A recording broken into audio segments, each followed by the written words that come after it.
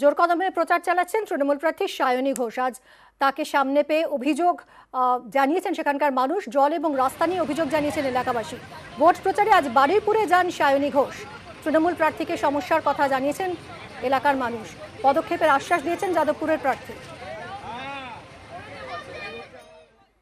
ওনাকে দেখে বলেছি যে পানির পথ, পানি আমাদের কল দেয়নি, সবাই দুটো করে নেছে, একটা করে নেছে। ওই বাকুল ভোট সকলের আছে, আর আমরা কজনের কল দেয়নি কেন, কি জন্য দেয়নি? আমরা কি মমতার ভোট দিই না নাকি?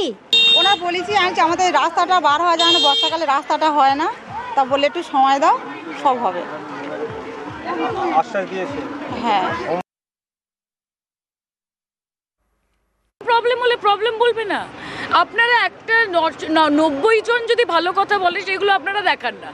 একজন যদি বলে যে আমি জল পাচ্ছি না, আপনারা সেটা বলেন বিক্ষোভ করছে।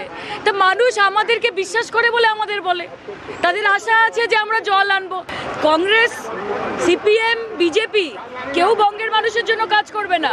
এখন অবধি যা যা রাস্তা হয়েছে তৃণমূল করেছে, এখন অবধি যা যা জলের কানেকশন হয়েছে তৃণমূল করেছে, জলের লাইন ডিস্ট্রিবিউশন হয়েছে, পাইপ বসেছে তৃণমূল করেছে। আগামী দিন মানুষের যা কাজ হবে সেটাও তৃণমূল, কংগ্রেস এবং মমতা ব্যানার্জি করবে।